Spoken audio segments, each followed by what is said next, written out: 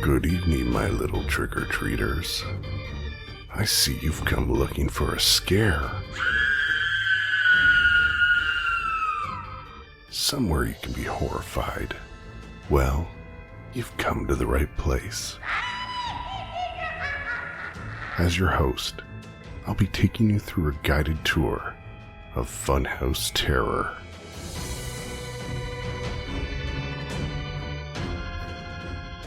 Haunting tales brought to you by some of the most twisted minds in podcast land.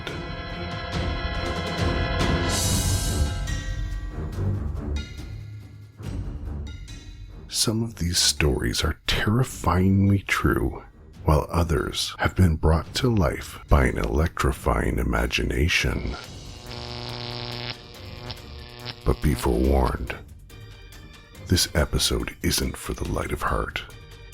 So close your curtains and lock your doors, and settle yourself in for a night of terror. Welcome to our Ghoulish 2017 Halloween special.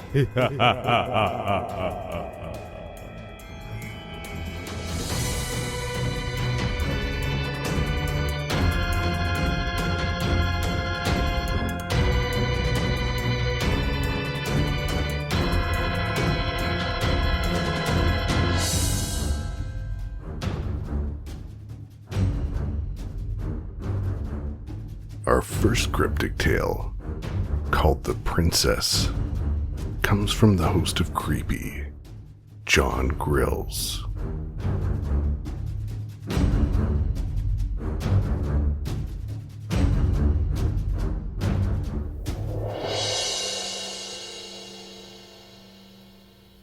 The Princess. I've been watching you. Do you remember? I used to play with your daughter. I played with her and watched you. I was with her when she gave you her first drawing of me. By her wishes, I was given a pretty pink dress to wear and a crown atop my golden curls. I smiled as you hung my picture on the fridge. Your daughter was a wonderful artist. While you shouted at him in the kitchen, I soothed her and stroked her hair. She was my girl, and I loved her when you didn't have the time. I remember the empty bottles of whiskey that marked the day he left, and many days to follow. Often I would remind you that such habits were bad for your health, but you didn't listen to me. You never listened to me. I was sitting with her when you gave her that glass of water. I remember that it smelled wrong. As she coughed and choked, betrayed and devoured by your poison, I was helpless. I watched you wait until you knew it was too late before driving her to the hospital. I was in the back of the car with her when she drew her final breath. Only I could see through your teary facade when they laid her in the ground. So why do you look at me with such fear? Why do you tremble? I am no stranger to this home.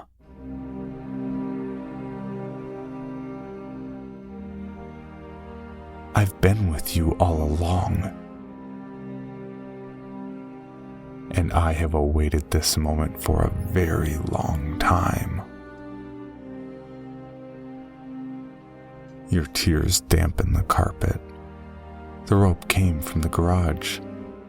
It was a bit thin for its intended use, but it would be enough. A lady should be able to make do in a pinch, after all. One end adorns your neck, the other's tied up to the ceiling fan.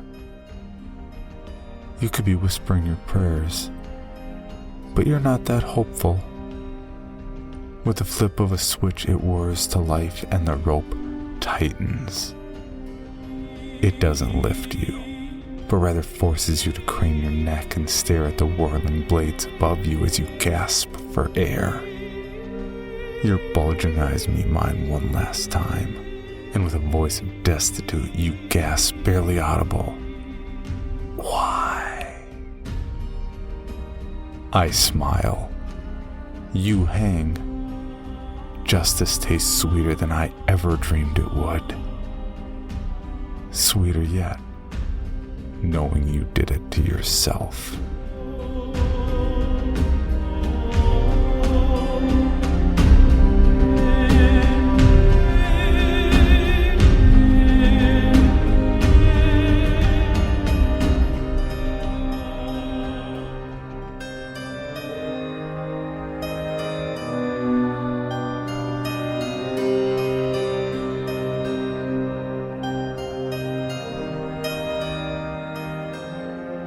Now tell me this.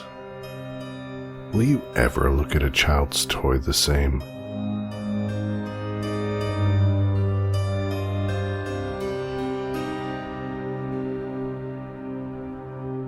Now here's Scott from the podcast Fairy Tales for Unwanted Children and his story, The Dog Dies at the End. We found the body 6 days after we moved in. 6 days of boxes and painting, new job jitters and newlywed, let's call it frivolity. We hadn't expected all the change to pile up at once, but it was Richie's dream job, so we left the city, our family and friends behind, and embarked on this adventure together. I don't like change. I never have, but Richie pulled at my boundaries. There were trips where I'd be doubled up on the toilet, hikes that left the trail, rivers that should never ever be rafted. My stomach doesn't like stress, but for Richie I'd do anything. The house was small, with a deep narrow lot that went back towards the forest. Plenty of room for the dog, no privacy from the neighbors. Small town. I've always lived in the city, so even if there wasn't stress from the move, I'd still have been knotted up with the idea of it. People aren't as homophobic in the city. Or if they are, they know how to hide it. Maybe that's just my bias. But the neighbors gave us a lot of those looks. The "oh" looks. The "oh, he's not your brother" looks. Richie was more eager to face the yard work, but my knees are older and I've never had to mow a lawn before. The yard was an overgrown mess of shrubs and weeds, fallen branches and hints of what used to be a garden. A perfect match for the rest of the houses along the street. We'd let Shelley out and she'd disappear into the chaos of it, rummaging and chasing, barking madly at God knows what. The neighbors didn't like that, but they didn't seem to like much. Shelley found the body first, and Richie had to hack a path back to her. We thought the dog was hurt the way she was going, barking and growling, digging at something. There were homeless people in the forest, the neighbor said. But careful about the forest. We thought maybe she'd run into one of those. And she had. Just not the way we thought.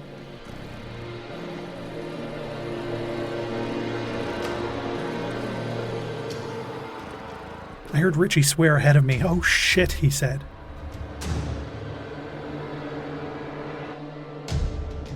Richie didn't swear. Richie never swore. I was tangled on an overgrown rose bush when I heard it and stopped. We all stopped, even the dog. My shirt tore as I pulled towards them. It was never meant to be a work shirt, and it tore like tissue. But Richie never swore, and it was important I be there for that. Whatever caused it would be a story to tell, and I was missing it. The police showed up quickly. They had to hack a wider path to get the stretcher in. They brought their own shovels. Saturday afternoon, and most of the neighbors came out to spectate, many I'd not yet seen. Richie made the rounds, said the hellos, told the story as we saw the body come out in a black bag on a stretcher. Homeless, an officer said. Not much to tell, said another. But there was a lot to tell, and Richie was telling it. I went inside still holding Shelley's collar because I didn't want to hear it again. Every time I closed my eyes, I saw it, the mottled skin, the shapelessness of it. The tears and rips where Shelley had dug at it, but it was never really buried. Not all of it. Only from the waist down. Shelley pranced around the bathroom door, still wet from being hosed down in the yard. My bowels were water. I gave up on the yard. Richie still pictured a tub and fences, a nice green lawn and mosquito netting, but for me it was a graveyard.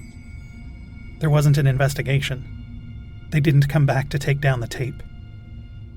There's a lot of mental health issues that come with homelessness. We were city people, so that was no surprise. But it gets dark at night in small towns. You close your curtains because the windows are black voids. Streetlights are very far apart, and the headlights that rake across your rooms are so rare that they become events instead of just the background hum of a city. When someone walks along the street at night, you watch them, because the dark is vast and empty, and walls are thin, and glass can break, and doors aren't the only way in. And as dark as it was, the forest was darker. A wall of nothing that creaked and moaned. Shelley stayed on leash because she was fearless, always pulling towards the trees and bringing things back. There were a lot of bones. The police stopped caring about them. Deer mostly, dog or maybe wolf. The tiny skull of a rabbit. Richie collected them, finding corners of the internet that could tell him what they were. He let Shelley run, and when he did, he was the one to meet her at the door because I couldn't do it. With me, she was on the leash and I was on the porch, shining a flashlight into the tangled dark and listening to the crackles, the snaps, and the sudden silence of crickets. One night, Shelley pulled away, leaving her collar and leash behind as she dashed into the cold. Richie was pulling late nights, establishing himself, building that first impression. I had macaroni in the microwave. Shelley was bounding through the neighbor's yard, barking the way she had, growling the way she had. I almost didn't go after her. I had to think about it.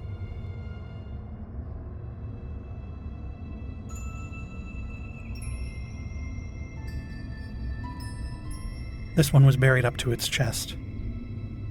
I was shaking so bad I couldn't stand. I tied the dog to the back of the house. I didn't even hose her down. I called 911 and barely made it to the toilet. His chest. Buried up to his chest. The yards were full of floodlights. An officer pounded at the door, but I couldn't answer it. Richie raced home, and he was out there until past 3.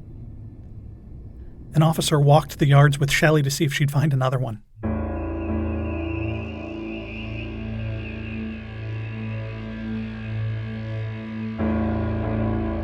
I finally went back out with a coffee pot and a tray of mugs just in time to see the bag being brought out on a stretcher. But it wasn't right. It was the wrong shape. There wasn't enough of it. I asked Richie if they were still digging, but he said they weren't. They found everything that was there. Richie was home by dark after that. If he wasn't, I'd be sitting in his break room with the dog watching CNN and eating from the vending machine. The police were flushing out the forest, finding the camps. Most of them empty, abandoned. The stories people were telling, you didn't know what to believe. Mental health can do bad things, but so can gossip. And people were scared. Still, they didn't find as many homeless as they expected, but there were empty camps. Richie was pricing bars for the back windows, but I was pricing condos in the city. My job was still open. We could go back, but Richie said no. His new job, he said. Our house. The forest was empty, he said. We'd put up a fence. We had kids come in from the high school. They spent the long weekend pulling out everything from the yard. Shrubs and branches, old bikes and fridges. They cut it back and mowed it down, but When night came, the curtains were closed, the locks were checked, and a chair was pushed against the door. But still it was there. The black silhouette of the forest looming like a wave that would come down and crush us all. I didn't need to see it because I could feel it. No matter how many lights were on, no matter how loud the TV blared. I couldn't even take the dog out on a leash to the porch. Richie did it all. Richie wrapped his arms around me on the couch. Richie leaned against the bathroom door. "It'll be all right," he said. "Nothing's happened in weeks. There's nothing in the woods," he said. I'd lie awake and listen to him snore, trying not to hear the sounds of the house shift in the wind or the snap of branches from the trees or the sudden silence of the crickets. One night Shelley got away again. I was watching Jeopardy! Potpourri for 500. I heard the barking as she dashed away and Richie's yell as he set off in pursuit. The flashlight was on the coffee table. He'd forgotten it. I almost didn't go after them. I had to think about it. I stepped out into the cold night.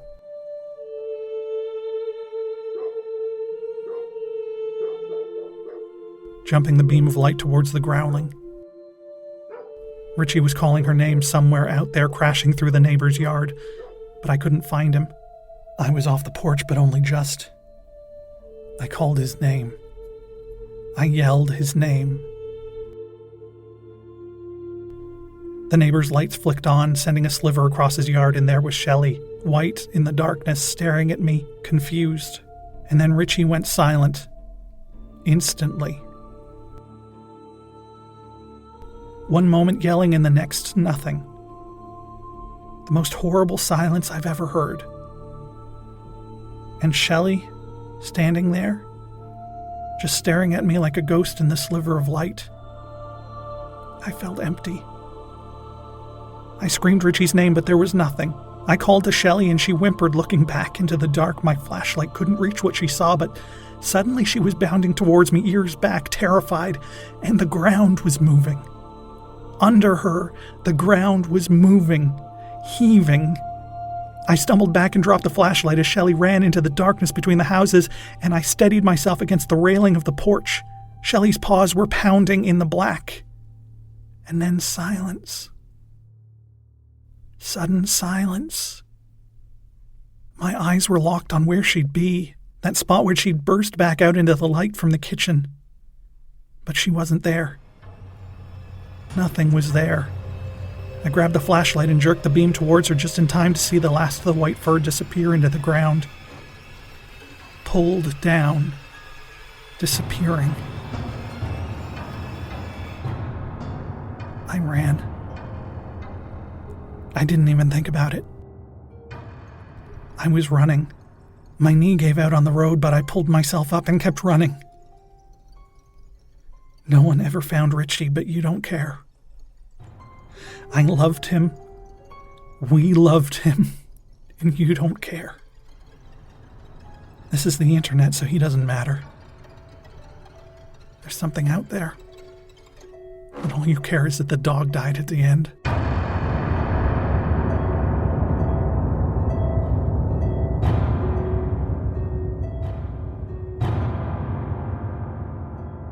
So what have you taken away from that tale? Will you only remember that the dog died at the end?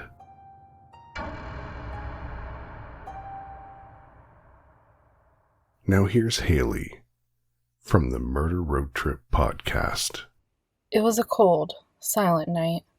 The wind whistled and howled, its gales rasping against the glass window pane. A waning crescent hung from the pitch-black sky, shrouded in the blue-tinted gray clouds. I stared through the telescope, my mind full of wonders as my gaze met with the moon. Dormont was such a pretty village at night. Within my room, posters and photographs were affixed to the walls, displaying constellations, galaxies, skies, suns, moons, and stars, all of which were my passion. From the ceiling, a solar system sent light flowing into my room. Peter.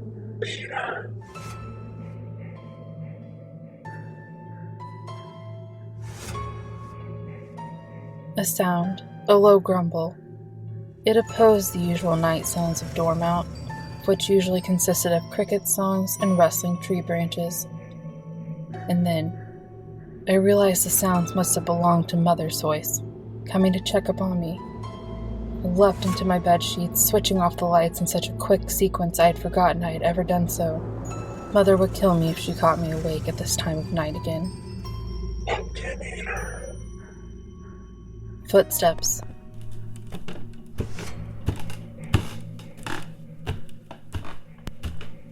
The grumble I had heard earlier sounded once again, except this time I could interpret them as faint words. Was Mother talking to someone? But who? We were the only ones who were here since Father was at work, as far as I knew. Lightning flashed. It sent light flooding into the room, lighting up my reflection in the mirror opposite me in my bed. My wife, but cutting deeper. The sound grew louder. No, closer. A screeching sound caused my eardrums to throb with pain. It was so loud it was unbearable. It was as if metal was being dragged across the floorboards, coming closer and closer. Closer and closer. By now, I began to call out, "Mother? Is that you?" But my voice was overcome by the metallic screeches. Now it was clear to me someone was singing a melody of some sort. It was too masculine and low-pitched to be my mother's voice, though who else could it be? Paranoia ached through my bones, dreading the thought of a stranger inside my own home. The screeching got louder. My heart beat furiously against my chest, as if trying to escape the girl that held it prisoner. Each of my breasts were shaky, whilst every part of my body trembled in uttermost fear. And there he kept her very well. I bit my lip. For some reason, I couldn't convince myself everything was okay. I couldn't convince myself it was anything but danger. I couldn't function. I was too afraid of what was behind the door, of what was singing this eerie symphony. Another flash of lightning sent shivers down my spine, lighting up the mirror across the room. But in the brief showcase of my reflection, I wasn't alone. Peter Pumpkin Eater. The words were unmistakable. Not only that, but something had been standing in the doorway. I had been sure of it. My inner instincts told me to hide beneath my bed sheets and quilts, build a fortress of pillows, and never leave. But I was frozen. Frozen still in the unnerving, uncomfortable position that I always try to avoid sleeping in. The sound of multiple, throbbing heartbeats echoed constantly in my mind, always there. Slam! The sound of my window shutting. Had another and didn't love her. My stomach twisted and turned inside my body as each word entered my ears. At this moment, I leapt out of my bed, shuffling to a corner of the room. I clung onto my teddy bear tightly and began to cry, as any 14-year-old would do. "Father, if you're playing a trick on me, I swear!" I yelled, my voice cracking and shattering as it left my throat, interrupting myself. An unnerving silence gave me time to lift the tears shrouding my sight. And there I saw a shadowy figure, standing still in the darkness. Lighting lit the yellowish-white silhouette of a toothy grin. Up the chimney he did shove her. This line stood out from the rest, as if the man before me was telling me my fate. He whispered it in an eerie tone, staring down at me with one hand gripping the axe, the other gripping the scissors. Peter, Peter, the Pumpkin Eater. Those were my final words, despite the fact I am sure I was not the one speaking them.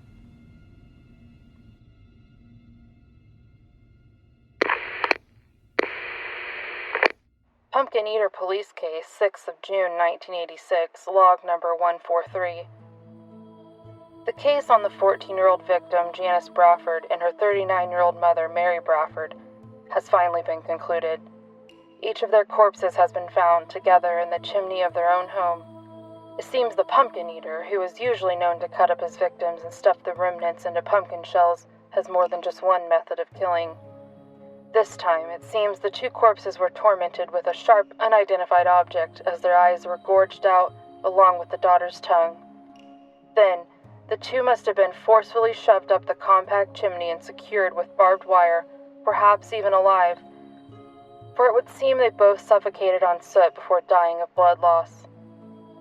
The idea of them being alive has been sparked from multiple scratches seeming to have originated from human nails in the insides of the chimney. Both victims had multiple, uneven broken nails to support this theory.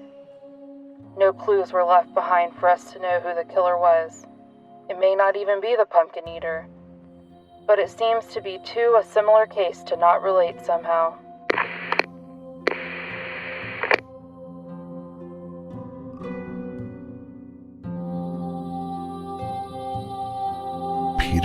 Peter, pumpkin eater, had a wife and couldn't keep her.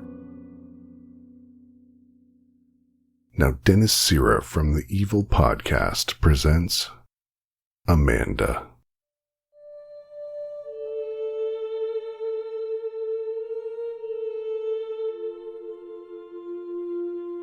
We are social animals.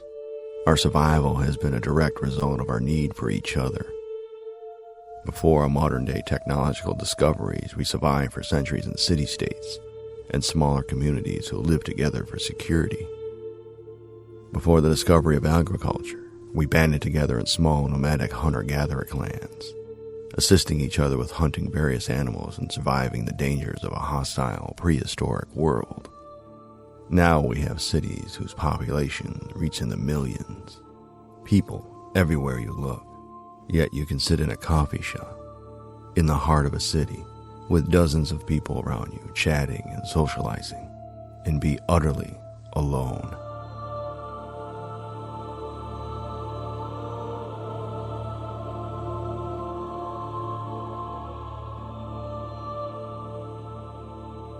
This is where Amanda had found herself.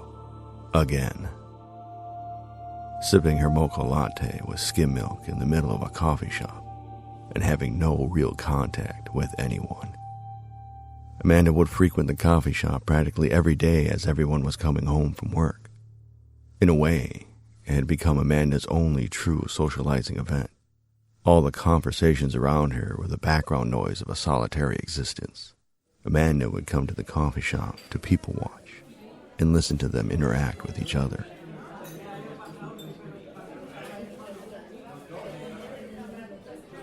She would envision herself included in their conversations. Amanda would imagine that her witty comments would solicit laughter from her conversation companions. The type of laughter that requires a quick hand to the mouth to muffle its volume in such a public place. Amanda's fantasies would often draw her in. So much so, she would find herself acting out and mouthing imagined conversations in the middle of a crowded coffee shop. This, talking to herself, would sometimes garner a sideways glance from a bewildered and real occupant of the coffee shop. Amanda would respond by lowering her eyes and taking a sip of her coffee, sometimes checking her phone just to verify no messages had been received. Amanda had fun pretending to be one of them. It was fun to imagine having friends and being the interesting one in that tight circle. It would be fun to share dark secrets that only close friends dare. But Amanda had no one to confess her dark secrets to.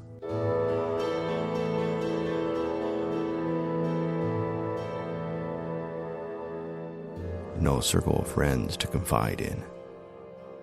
Amanda envied these sheep as they had each other.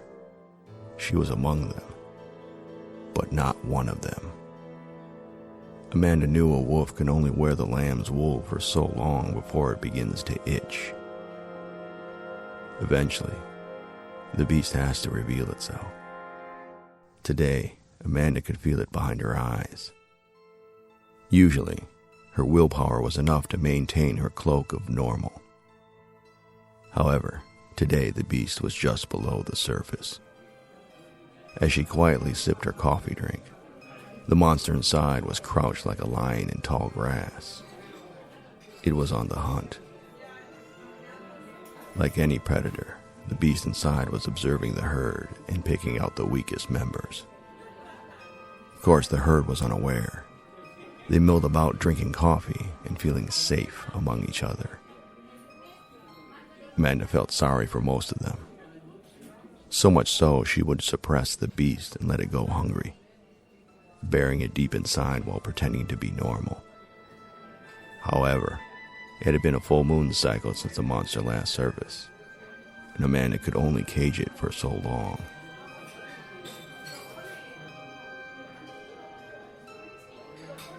From behind Amanda's eyes, it surveyed the crowd and would whisper to her, "That one," it said as she spotted an elderly woman moving slowly with a well-used walker. Amanda turned her head away as she could feel the hungry beast salivating. Amanda wiped her mouth on her napkin and looked towards the coffee counter. There was a young man in a well-decorated Letterman jacket standing in line. He wore a cast on his lower right leg and had a crutch tucked under his right arm. He moved well, but was obviously slowed by his condition. The beast within whispered, "That one." Amanda turned away and looked towards the door. There she saw a little boy about 4 years old wandering away from his mother. The inquisitive boy was exploring his environment. His mother was waiting in line while texting on her phone. She was paying so little attention to her rambunctious little boy. "That one," the beast whispered again. This time it was more intense, more anxious. Amanda's stomach audibly groaned above the chatter of the busy coffee house. She wiped the drool from her mouth again and stood up. At this point, it was challenging to keep the beast subdued. Amanda could feel her temperature rising, and the perspiration was forming around her collar. Amanda walked with purpose towards the door. As she passed by the coffee counter, the rambunctious little boy stepped in front of her. He stood there for a moment and greeted Amanda with a warm, kind smile and an outstretched hand. He was willing to make a new friend. She could hear the beast moan from within. Amanda licked her lips and swallowed the excess saliva forming in her mouth. The beast within begged, "Take his hand. Offer him candy. Offer him toys. Offer him anything. Take his hand. Take him outside away from the herd."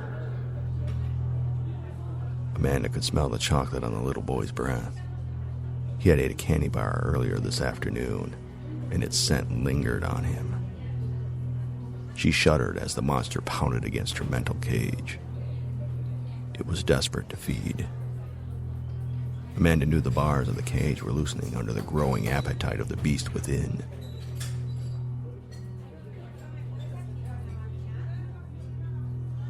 She stepped around the boy and walked towards the door. The little boy pouted and began to step with her. Amanda tried to silently shoo away the boy as she continued to the door. The boy walked beside her until her mother snapped at him, at which time the boy ran back to his mother. Amanda dashed out the door and walked at pace down the street. She could feel her fingernails hardening and elongating. Amanda's vision quickly adjusted to the darkness. The cage was weakening.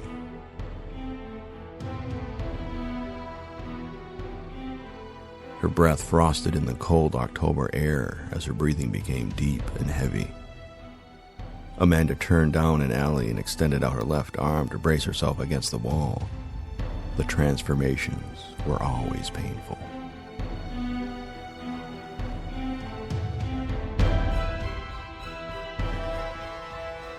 The scent of garbage and urine became stronger. In the dark alley, Amanda heard 3 rats rummaging in a nearby dumpster, and the accelerated heartbeat of a feral cat observing them from above. With her hands still braced on the wall, Amanda bent over and spewed her digested mocha latte to the ground. Her claws dug into the wall and scratched the brick surface.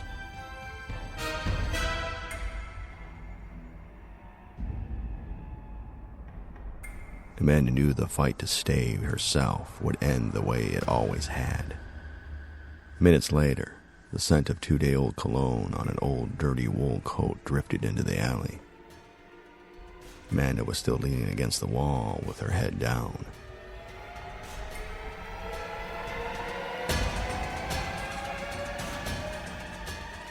She heard the sound of careful footsteps approaching her from behind. Then, muffled by a heavy coat pocket, she heard the click of a spring blade a few feet from her. Amanda raised her head and whispered,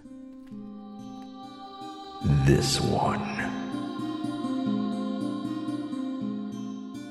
The person in the alley approaching Amanda with the knife soon learned that crime doesn't pay. The next harrowing tale is told by Robin Warder from The Trail Went Cold.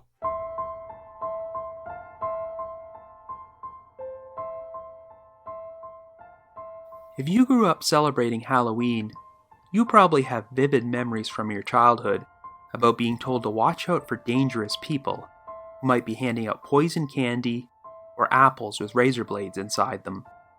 But this story is the polar opposite of that.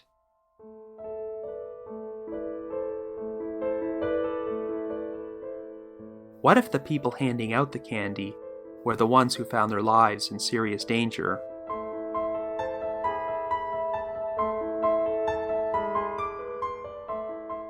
Well, this exact scenario occurred with an elderly couple named Marvin and Ethel Brandlin on Halloween in 1982. Marvin and Ethel had been married 46 years and lived in the town of Fort Dodge, Iowa. For some reason, on this particular year, trick-or-treating would take place on the evening of October 30th rather than the 31st, possibly because the 30th was a Saturday. Marvin and Ethel spent the night handing out candy as usual to children, including their own granddaughter, Teresa Trueblood. While walking away from the house, Teresa remembered a lesson she'd been taught about not answering the door for trick-or-treaters after 7:30, and thought about turning around to remind her grandparents about this. But she decided not to return, unaware that her grandparents would be opening the door to a very dangerous individual within the next few minutes.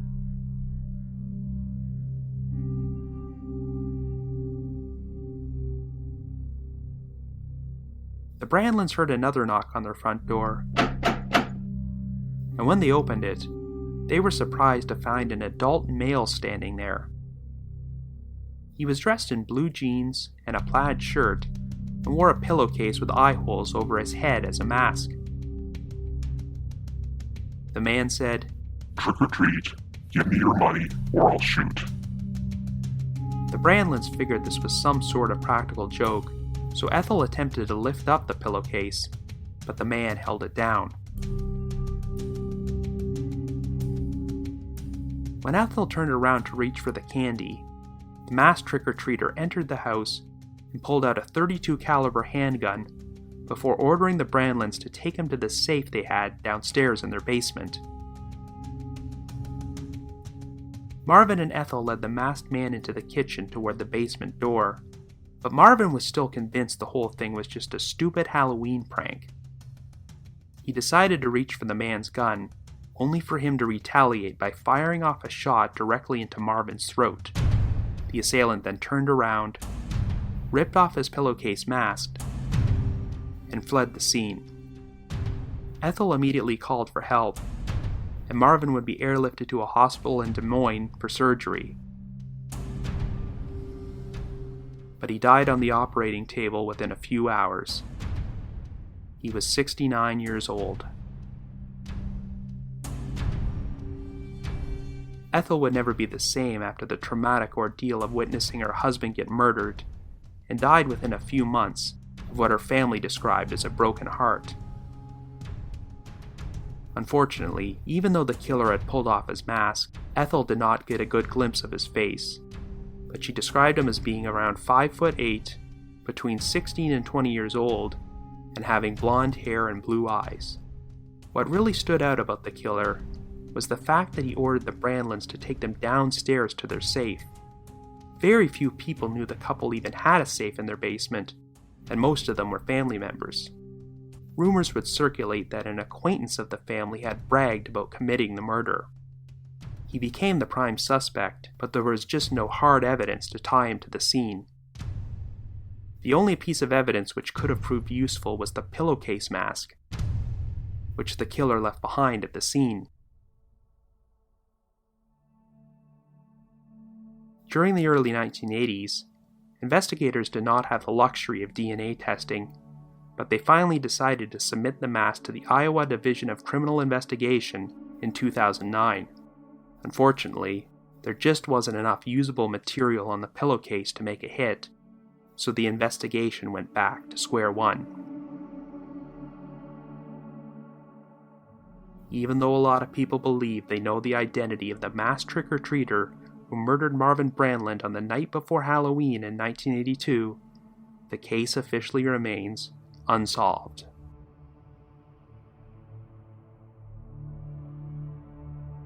Thank you, Robin, for reminding us that you can never be too sure who you're opening your door to.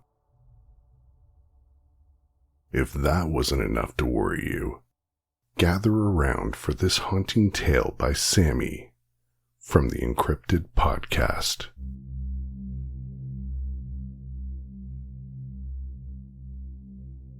On Halloween of 1988, 6 teenagers ventured into a tunnel on a local railroad. Only one escaped with their life in a photo. What resulted from that innocent venture was a 2-year period of unexplained murders, which killed off a good 10% of my small town's population. To this day, no one knows the true fate of the 5 boys and the reason behind the murders that lasted until the fall of 1990, except for me. I'm the lone survivor of the 6 who encountered the Wanderer on the tracks on that dark Halloween of 1988. It was supposed to be a simple dare. There was nothing to it. Everyone had heard of how every Halloween, people head into the tunnel and never come out. We all thought it was bullshit. Then again, we were only 14 and not very well learned in the way of the paranormal. All we expected was just some crazy dude in the bedsheet. However, what we found was much worse, and what we did made the outcome 10 times worse than it could have been. I guess that curiosity killed the cat really fits when remembering this story. It was me, John, Andy, George, Bill, and Fred. Explaining our costume of choice is irrelevant. However, let us know that we all brought flashlights and Andy brought a bucket to collect candy in, full of shandy. I remember your death so vividly. It haunts my dreams to this day. And she does too. But not for long. We all had dinner at John's house, as it was closest to the tunnel. After that, we played some Super Mario Bros. On his NES to pass the time until it was dark. When it was, we all departed to complete the dare we so foolishly accepted. I carried a Polaroid to show everyone what was really in the tunnel. We left when it was considerably dark outside. Most of the dads were parading their 7-year-olds up and down the street getting candy before it got really dark. There had recently been some kidnappings in the area, but we didn't expect to meet the suspect, so we thought we would be safe. With each step towards the tunnel, it seemed as if it got darker, and when we arrived, it was pitch black, and it was pretty much only us and the older trick-or-treaters outside. We all stopped at the entrance of the tunnel for a moment, realizing that we might not make it out alive. After waiting one more moment, we hesitantly stepped inside, turning on all of our flashlights.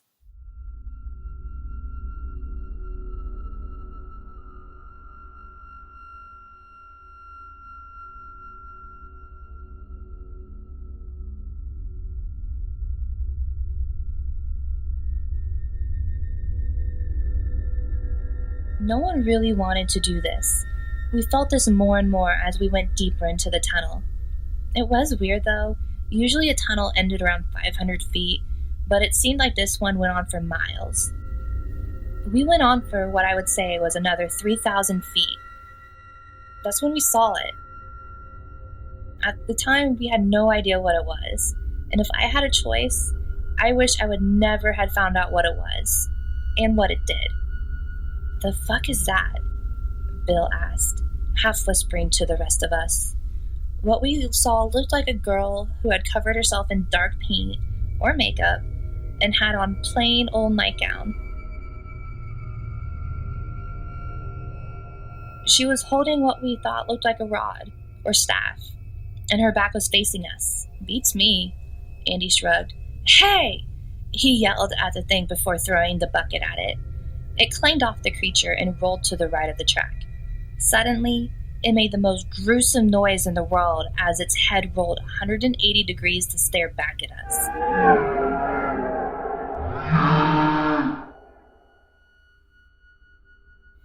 I hastily took out my Polaroid and shot a picture of it. I put away the camera and shook the developing picture before putting it inside my pocket. Everyone was frozen in place looking at this creature, seemingly paralyzed. Soon, the creature lifted the rod and threw it at Andy. It was horrifying and amazing, seeing it throw what we now knew was a spear with such dexterity, as well as doing it backwards.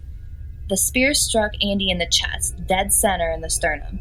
His ribcage collapsed and blood sprayed from the entry and the exit. His spine snapped and he crumpled to the ground. The blood-splattered spear was stuck in the ground a good 40 feet behind us. It was only a moment before we actually thought to run. We didn't even try to save Andy. I turned my head and saw the creature ripping open his chest, tearing muscle and organs apart as our dying counterpart screamed in his death throes.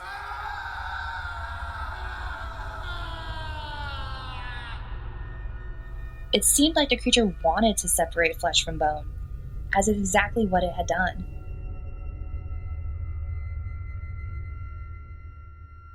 Andy's flesh and innards were scattered all around his skeleton in the pool of his blood, and it was coming for the rest of us now.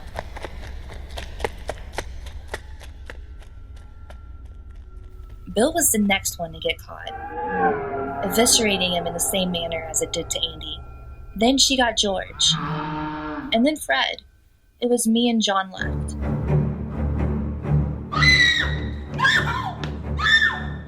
The creature was so close we could feel its putrid breath on our necks.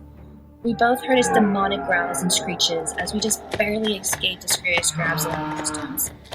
We kept on running even though the lactic acid had built up so much in our arms and legs, and our breath was so ragged, and we were so tired. Soon we saw the end of the tunnel. Somehow it was morning, which was illogical, but John and I were both so happy to see the light of day. Suddenly, I heard a trip and stumble. John had fucking tripped. We were outside of the tunnel and he tripped.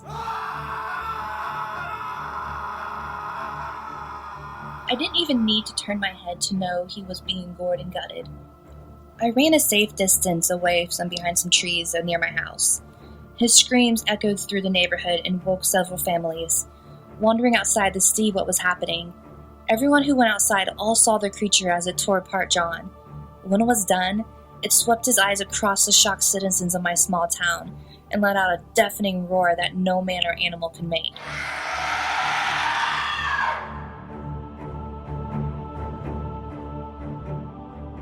It then dashed back inside the tunnel, and everyone ran inside their homes, including me. For 2 years after that, the people who saw the creature were found disemboweled and skinned in their homes. Some people tried to move, but I heard them say it was like they were chained here. The creature was holding everyone here, keeping everyone who had seen it captive in this town.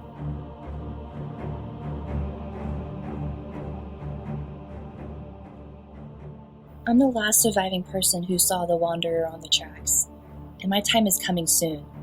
How did I last this long? I don't know. I bet it's teasing me, torturing me. It's taken a hold on my life, and I can no longer function like other people. I can no longer go out in the dark. My windows are always closed, the blinds are always down, the doors are always locked. I've tried to kill myself multiple times, but I can't. It won't let me. Recently, I've been hearing the dying screams of my dying friends. I've heard a bucket clanging from outside my window, tapping on my front door at night. It's a sign. It's coming for me soon.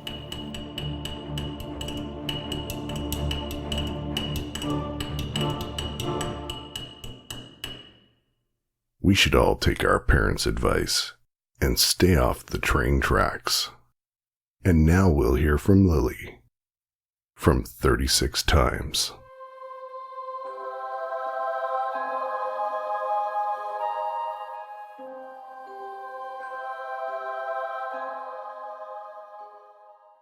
The Strange Mrs. Dandridge by Andrew Ashdown.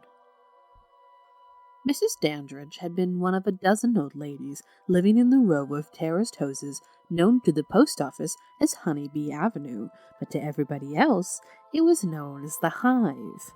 She was presumably a widow, although Mr. Dandridge had been dead such a long time that nobody could ever remember seeing him.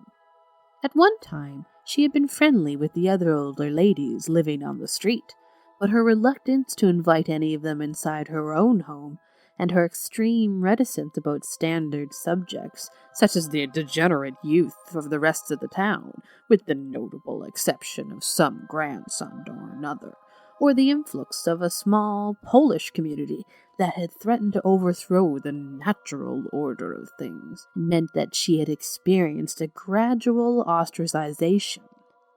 The year before she died, in the manner of outsiders the world over, she'd instead become the subject of lurid gossip. The nosy Mrs. Beasley said that she had seen Mrs. Dandridge wandering around her back garden at an ungodly hour in some kind of haze, muttering strange things to herself. What Mrs. Beasley was doing looking into someone else's garden at this time was not discussed. The magnificent Mrs. Cole said she heard strange noises from one of the upstairs windows. In the manner of an actress who really knew her audience, she refused to elaborate further. She simply raised an eyebrow and repeated, "Strange."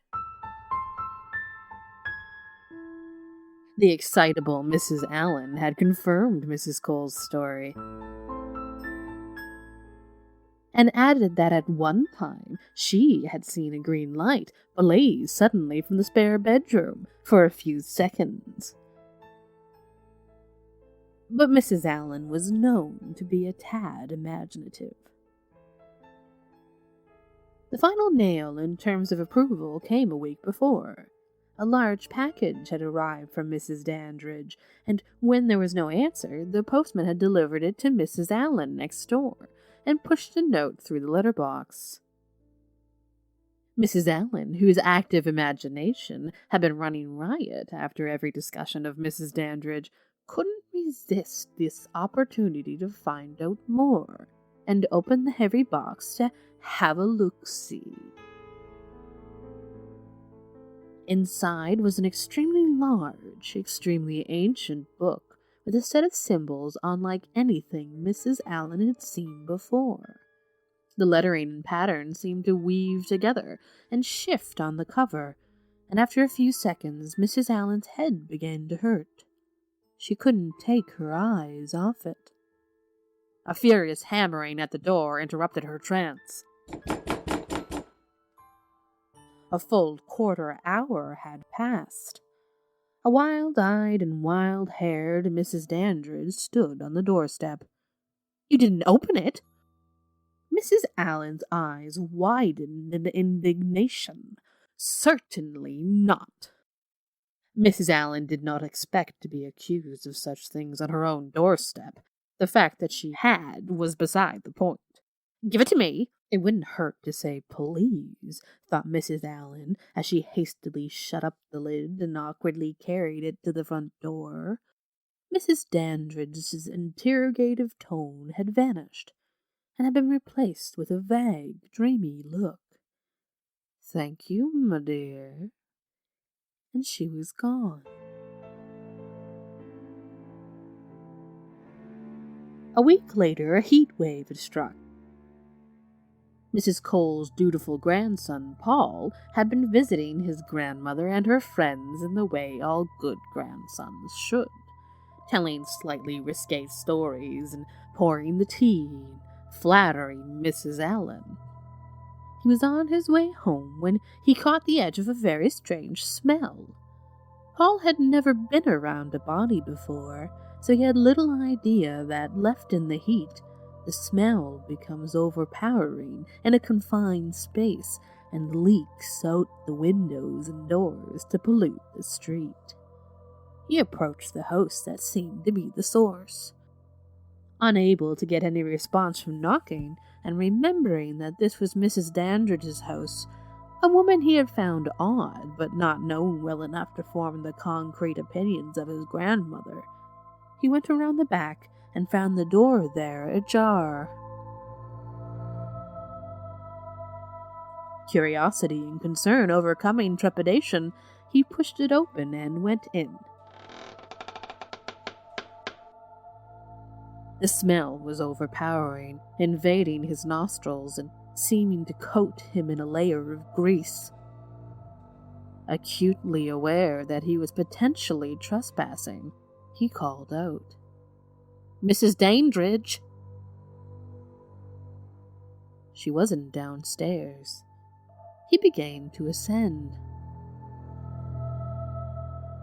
"Mrs. Dandridge!" The smell was worse on the landing. He pushed open the door to the spare bedroom. "Mrs. Dane!" The tableau before him was in many ways simple, but it took his eyes several seconds to process it. The simplicity itself underlined the stark, revelatory sense of horror he experienced. A mirror was at one end of the room. On it had been scrawled a series of symbols and patterns in what was now a brown, flaky substance. In front of the mirror was an emaciated corpse. A mummy that had been carefully dried out and preserved, lovingly so. This was later identified as the late Mr. Dandridge. In the far corner, a pizza delivery boy sat upright, with an expression that showed that he too was surprised by the cut going across his throat. In the middle of the room, a large book was opened to a horrific image of a demon that seemed to shift on the page.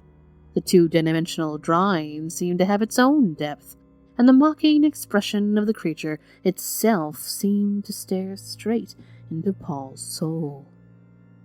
Finally, there was Mrs. Dandridge. The medics would later nervously reassure Paul that the expression of exquisite horror frozen on her face suggested that she had died of a massive coronary heart failure rather than fright. Apparently, it was common. Paul could only hope that was the case. He was confused, however. Heart failure was an explanation he could grasp onto, but there was something that kept him up at night. Something he couldn't voice, but would remember to the end of his days. The anxious smiles of the paramedics couldn't cover the fact that, whatever the strange Mrs. Dandridge had seen in those last moments, whatever had ultimately led to her unseemly demise, whatever had left that haunting look on her aged face, whatever it was, it had taken her eyes along with it. Heart failure or fright? You be the judge.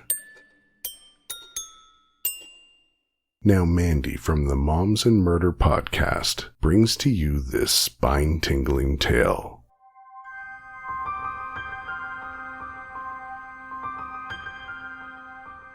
It was the year 1887 in Dresden, Germany, when 10-year-old Karl Tanzler awoke from a strange dream in which his dead aunt, Countess Anna von Kossel, appeared to him with a girl whom she said would be Karl's one true love.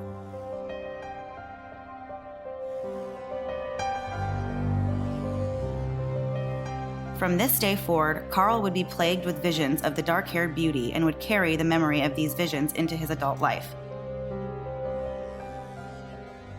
In 1910, a young Karl moved to Australia, where he stayed until the end of World War I, studying weather patterns. Upon returning home, he married a woman named Doris Anna Schaefer, with whom he had 2 daughters, Aisha and Crystal Tanzler. The family emigrated to the United States in 1926. They sailed from Rotterdam to Havana, Cuba, before reaching their final destination in Zephyrhills, Florida. Despite the fact that he was married to another woman, Karl remembered the lovely lady from his visions. He believed that one day she would come into his life and that they would live happily ever after. Carl accepted a position as a radiologic technician in Key West in 1927. And when he moved there for the job, he did not take his family with him.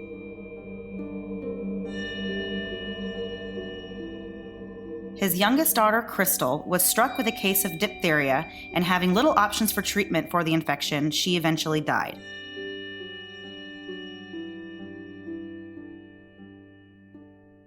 In 1930, while working at the U.S. Marine Hospital under the name Count Carl von Cosel, a 22-year-old Cuban-American woman named Maria Elena Milagro de Hoyos was brought in by her mother after exhibiting signs of severe illness. Carl instantly recognized Elena as the woman from his lifelong visions. She was one of 3 daughters of a cigar maker and was viewed as a local beauty in Key West. Elena was, at the time, married to a man named Luis Mesa, with whom she had fallen pregnant and subsequently miscarried a child before Luis left her. Elena was eventually diagnosed with a case of tuberculosis, which was typically a fatal disease in that time period. Almost all of Elena's immediate family succumbed to the same ailment.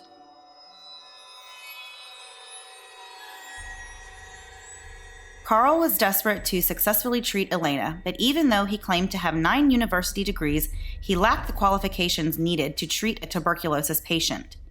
He set out to cure her using a variety of unconventional methods, including specially made elixirs and tonics, X-ray and electrical equipment, all of which he brought to her home.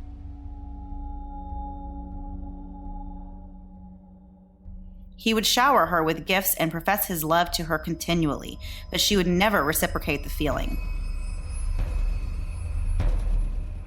During her treatment, Elena received numerous marriage proposals from Carl, but Elena's sister insists that she never loved him, and what's worse, she viewed Carl as more of a grandfather figure. Despite his best efforts, Carl was unable to save her life, and Elena passed away on October 25, 1931, at the age of 23.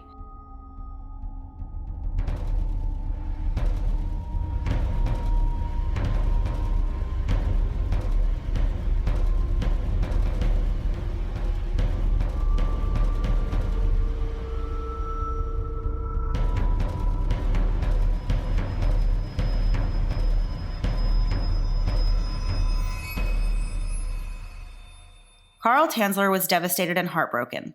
He quickly offered to pay for Elena's funeral and obtained permission from her family to hire a mortician to clean and fix up her body before placing it in her tomb. He had commissioned the construction of an above-ground mausoleum in the Key West Cemetery, of which he would be the only person to possess a key. It was here that he would visit Elena almost every night for the next 2 years.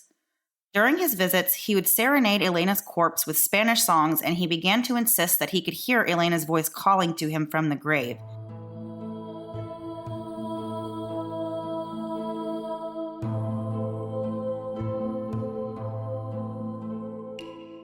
Begging him to free her.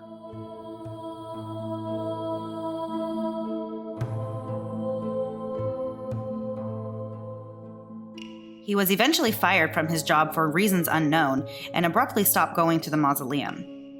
Considering his general behavior up to this point, Elena's family thought it was strange that he would suddenly stop with the daily visits. But they had no idea that what had actually happened would be a lot more bizarre than anything they had seen from him before.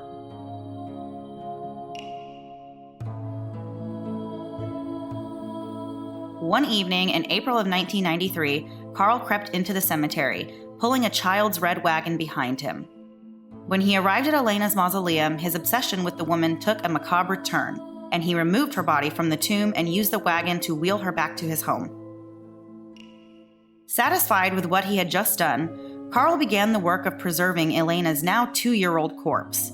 He used a coat hanger wire to secure her bones together, placed glass eyes into her eye sockets, and replaced her decaying flesh with wax-coated fabric and plaster.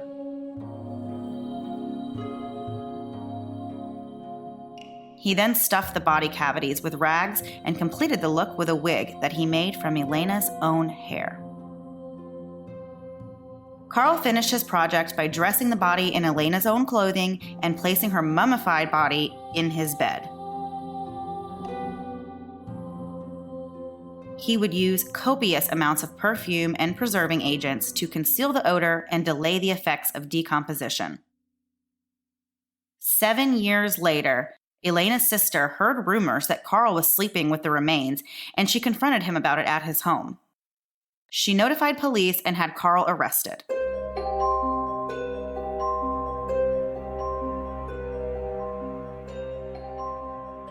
Authorities had Carl undergo a psychiatric evaluation, but he was found mentally competent to stand trial on the charge of wantonly and maliciously destroying a grave and removing a body without authorization, and on October 9, 1940, he was made to answer for the charges. In a bizarre twist, Carl was released from custody, and the charges against him were dropped because of the fact that the statute of limitations for the crime had expired. Elena's body was put on display at the Dean Lopez Funeral Home and eventually returned to the Key West Cemetery, where it was placed in an unmarked grave to prevent further tampering. In 1944, Carl Tanzler moved closer to Zephyrhills, near where his wife Doris lived. It is reported that Doris helped to support Carl in his later years. Having been forcibly separated from his love obsession, Carl used a death mask to create a life-sized effigy of Elena, which he lived with until his death on July 3, 1952. His body was discovered on the floor of his home 3 weeks after his death. Rumor has it that Carl's body was found in the arms of the effigy he had created. It has been written that Carl had the body switched, or that Elena's remains were somehow secretly returned to him, and that he died with the real body of Elena Hoyos.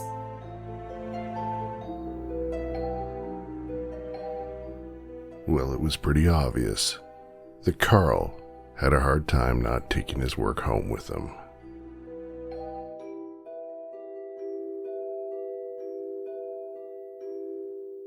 Now, Cambo from the True Crime Island podcast will now tell you about his experience on Australia's most haunted road.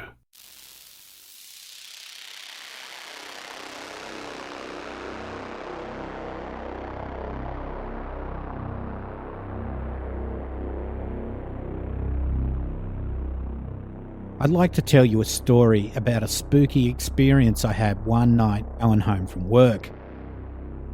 It happened to me near the Wakehurst Parkway, maybe Australia's most haunted road. This road, which connects Narrabeen and Seaforth, cuts through the Garrigal National Park and passes Deep Creek Reserve,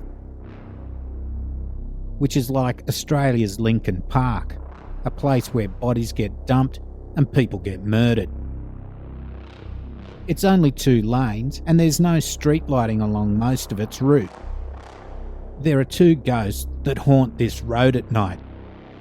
One is a Scottish nun who died 50 years ago on the road, and the other, Kelly, a young girl who died in tragic circumstances in the 1970s. It's said if you don't tell Kelly to leave your vehicle, she will run you off the road. There's been some bad shit go down at Wakehurst Parkway. Like in 1963, 8-year-old Graham Thorne was abducted from his home.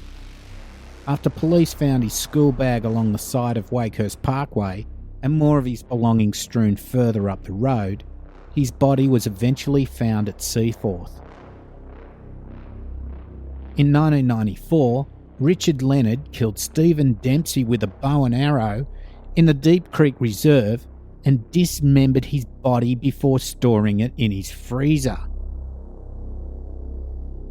In 1995, Frances Tazzoni's decomposing body was found further down Wakehurst Parkway. She'd been strangled by her ex-boyfriend. So let me get back to my spooky experience. I was doing a rollout of new computers for a company north of Sydney. This entailed me getting into the office at around 2 p.m. to organise and advise the users that their PC would be upgraded that night. By 5 p.m, we would then start rolling out the new PCs and have it all finished by about 10 p.m. or so. Next day, rinse and repeat. This day, I found the desk of one of the allocated users that were due to have their computer upgraded that night was vacant.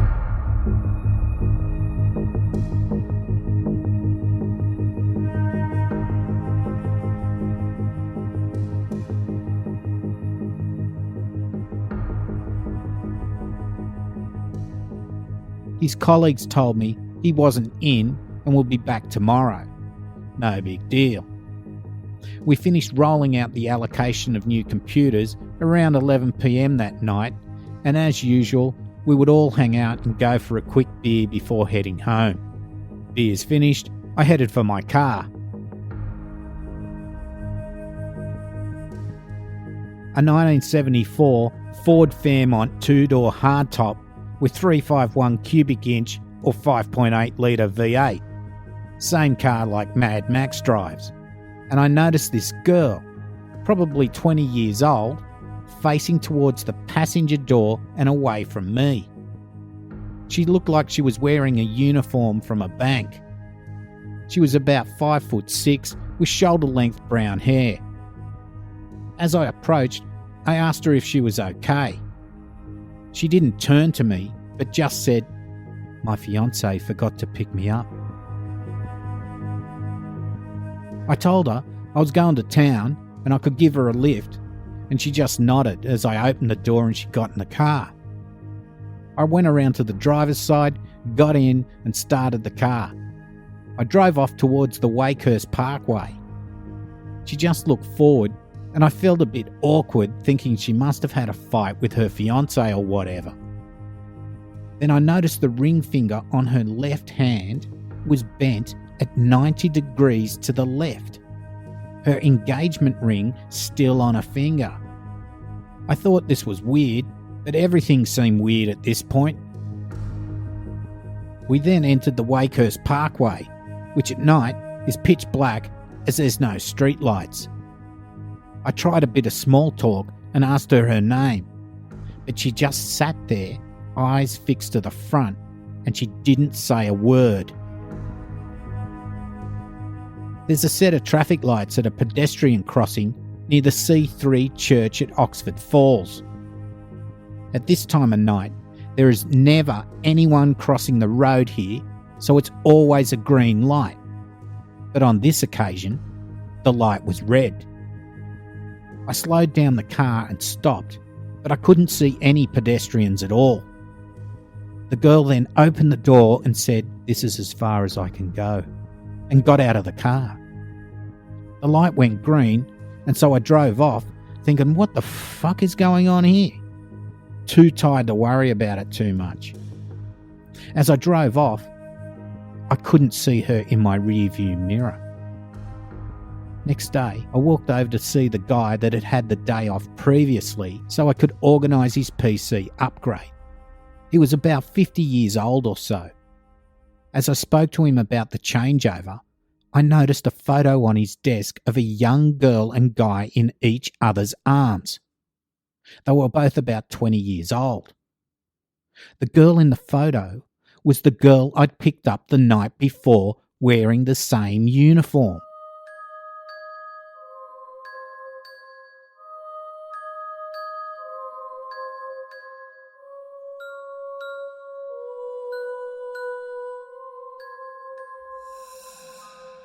Now me, being foot-in-mouth guy, asked him if the guy in the photo was his son, as it did look a lot like him. He turned to me and I could see a tear in his eye. And he said, "No."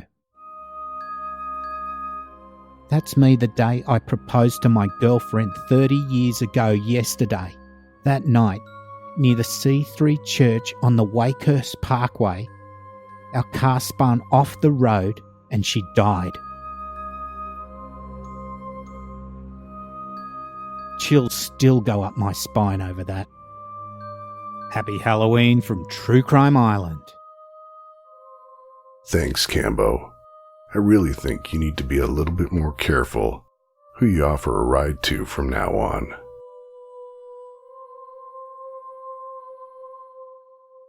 And now Carol from Cold Case Notes brings to you this story of murder.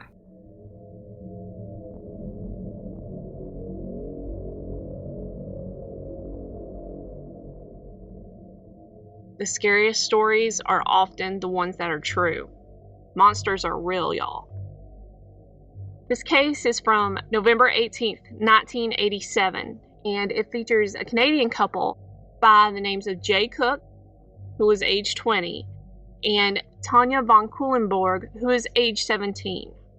This couple was on a mission to travel from Vancouver Island on the Coho Ferry to head for Seattle. They made a stop in Port Angeles, and then from there they would take another ferry. The whole reason for the trip was because the couple was on an errand for Jay's father. They were supposed to pick up parts for a furnace. This journey should have only taken 2 days. It was basically an overnight trip, and they would have been back the next day. They never did check in with the families, and according to Tanya's family, she was always very reliable and would call anytime she would be a second late. And that was back in the day of no cell phones. The couple never did check in with the family to let them know all was well.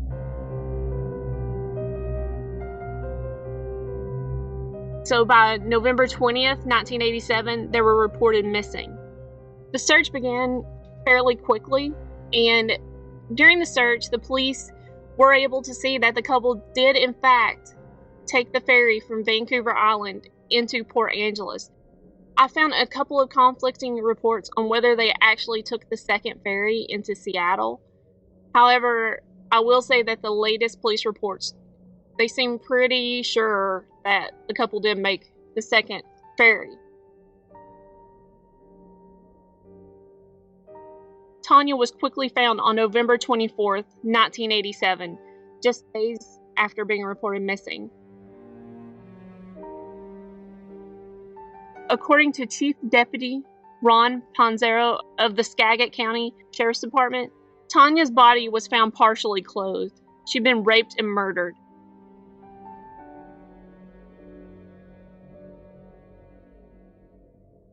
We found some plastic ties that you would bundle wires together with laying alongside the road.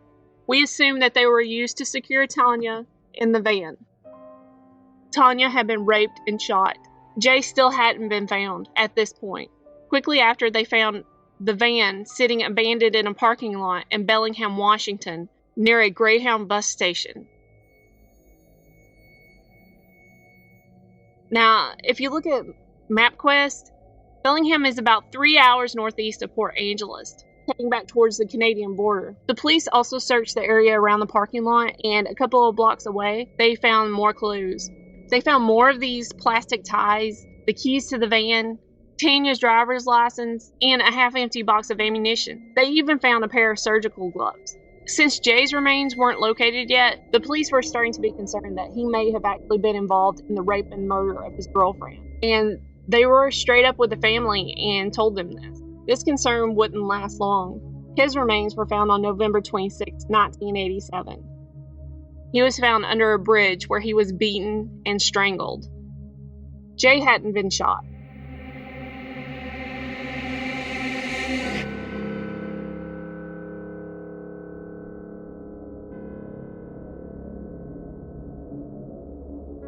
According to Sergeant Robert Bart, an officer with the Snohomish County, Washington, his hands had been bound with the same plastic tie wraps.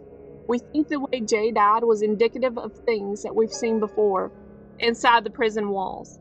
And the things we found on Jay certainly raised a suspicion that the person or people who did this had been in the prison system before.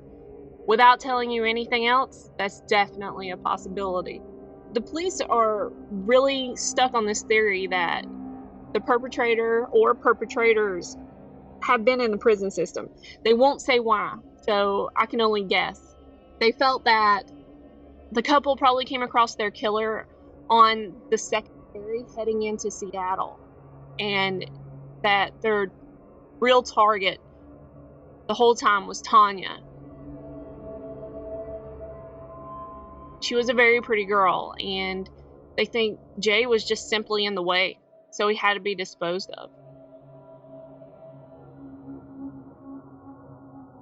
Now, this is the part of the story that really creeped me out when I was a kid. Over the Christmas holidays, the couple's families started getting these weird greeting cards.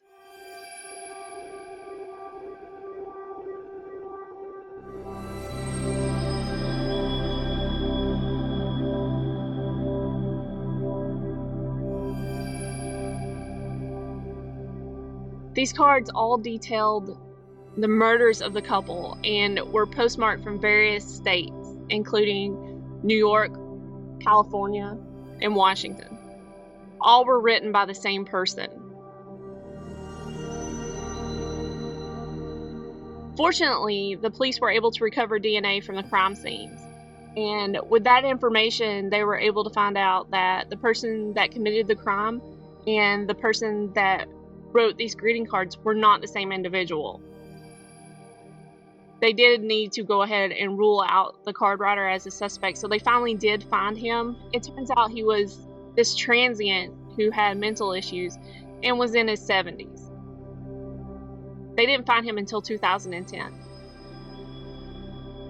To me, it's surprising that this killer hasn't been caught yet, especially seeing as how there's evidence that this van was being driven around for several days after the murders took place. There should be plenty of evidence out there, and if in fact this guy has been spending time in the prison system, it's only a matter of time before he or she or they is finally put away and a match is made. This case is still open.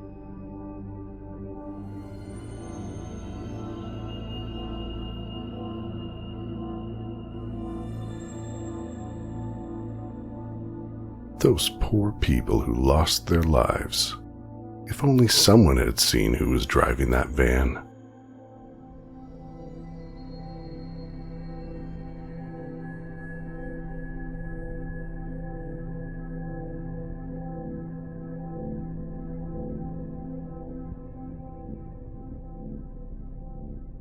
Carla, from There Might Be Cupcakes, sent me this story of legend tripping.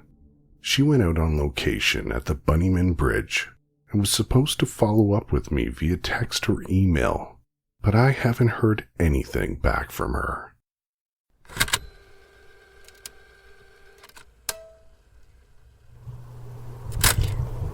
Hi, this is Carla, and you are listening to There Might Be Cupcakes. This is going to be a little raw because I am on location for the first time, so bear with me. Alright, here we go. Virginia is full of woods. Don't believe the Blair Witch Project. It is possible to get lost in America these days, at least in Virginia. In these isolated woods between the Virginian towns of Clifton and Fairfax Station, this was used to great advantage, and an asylum for the insane has been quietly housed there for some time. For the insane, and yes, perhaps also for just the dangerous and the unwanted as well. Sometime in the mid-20th century, this asylum for the insane was shut down. Some say for overcrowding, some say mismanagement, some say abuse of the patients. So the powers that be loaded up the patients into buses bound for nearby Lorton Prison, the only facility in that area of Virginia possibly equipped to handle their and the community's needs. During this macabre commute, one of the poorly maintained state buses threw a rod, perhaps. No one's quite certain what happened, or will admit what happened, but one of the buses crashed. Maybe the other bus drivers and guards didn't see, or maybe they did see and were afraid to stop. Many of the patients on the wrecked bus tried to take advantage of the situation and escape in the chaos, but all were caught, except two, Douglas Griffin and Marcus Walster. For months, authorities quietly, secretly, searched these forests that I'm in for these dangerous, disturbed men, but the only sign of human habitation in these isolated woods were several cleanly skinned and gutted bunnies strung up in the trees, and from the old disused railway underpass known then as the Fairfax Station Bridge. The authorities, you see, did not notify the public of the fugitives or of this grisly evidence of their presence for fear of inciting panic. They didn't even tell the public when Marcus Walster was found, dressed and gutted like one of those bunnies, hanging from this very bridge. They figured the location was remote, so they had the situation under control. But unbeknownst to cops, local teens used this Fairfax Station's bridge as a private hangout. That Halloween night, teens who had no idea about any of this gathered at the bridge to drink and to make out. And the next morning, horrified local parents and shame-faced authorities found those teens hanging from this very bridge, cleaned and gutted just like those bunnies and just like Marcus. No sign of Douglas Griffin has ever been found. But the story of the Bunnyman Bridge does not end there. Not only do local teenagers warn that if you spend the night at the bridge, you will hear screams, they warn that no one spending the night at Halloween at the bridge ever returns to tell the tale. Anyone who dares to reenact that awful night will end their days hanging from the bridge like Marcus and like Douglas Griffin's bunnies. But believe it or not, the story of the Bunnyman Bridge gets worse.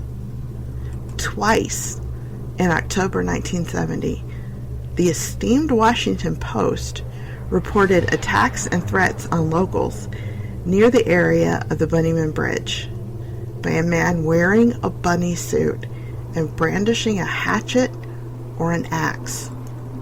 On October 18th, 1970, Robert Bennett and his fiancée were sitting in their car near the general area of the bridge when a man wearing a bunny suit screamed at them about trespassing in his area. Then he threw a hatchet through the windshield of their car. 45 years later, they were still so shaken they didn't like to discuss the incident.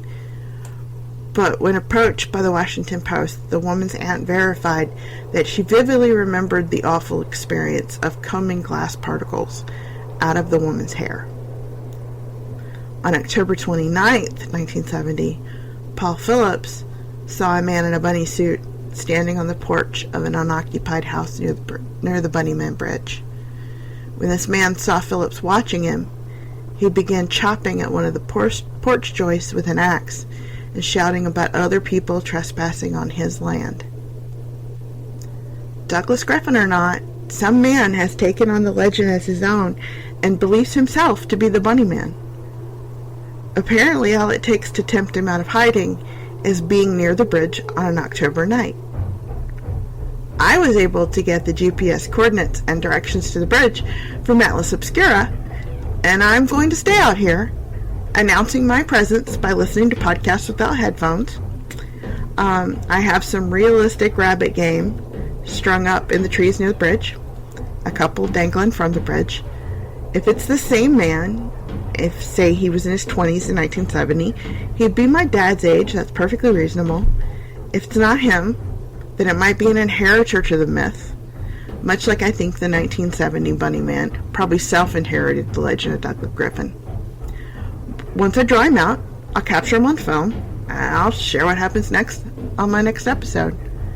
I'm going to stop recording this intro now, and I'm going to upload it to Tyler of the Minds of Madness podcast, who's agreed to publish it for me while I'm out in the woods. Thank you, Tyler. This is Carla for That Right Big Cupcakes, and I will see you guys next week with hopefully the coolest legend tripping report ever. Happy early Halloween.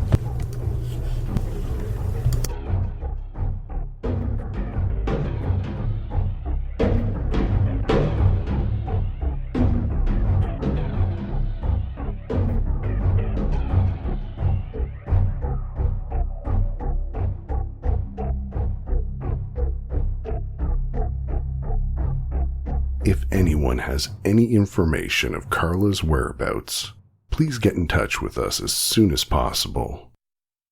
Karen Stew, from Bless This Mess, a Southern true crime podcast, has this story of St. Louis Cemetery No. 1 and some of its haunting secrets.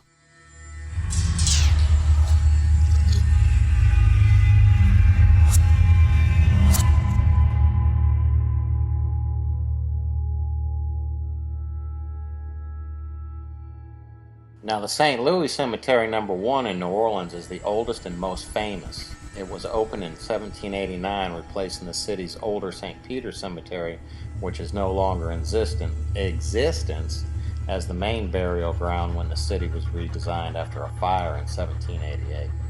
Now, among the rumored dead in the St. Louis Cemetery No. 1, we're just going to call it St. Louis Cemetery because adding No. 1 seems exhaustive at this point. It does. Are the voodoo priestess Marie Laveau, the notorious Delphine Lalaurie, and the Devil Baby of Bourbon Street. And these are going to be our three main focuses in this story.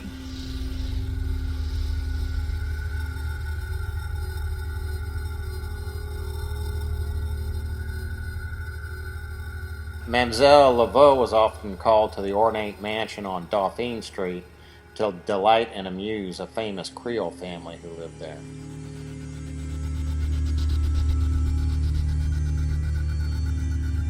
The Voodoo Queen had been referred to the ladies by a woman of the highest social standing in the city, which is none other than Madame Delphine Lalaurie.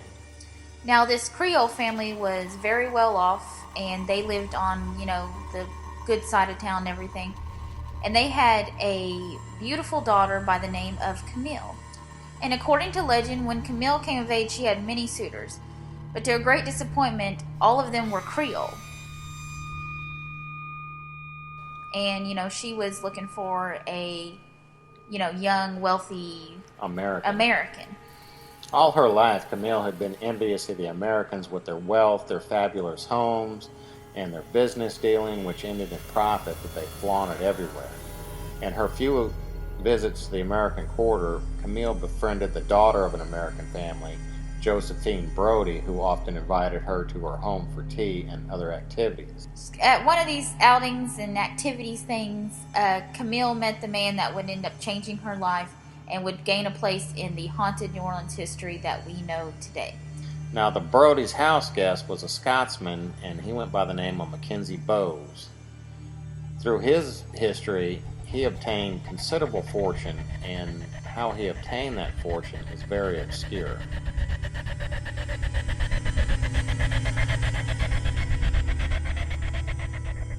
Now, the minute that Camille saw this Mackenzie Bowes, she was smitten. She was all over it. He checked off all the boxes. He was wealthy, he was good looking, and he was, exotic and foreign, being from a Scottish descent.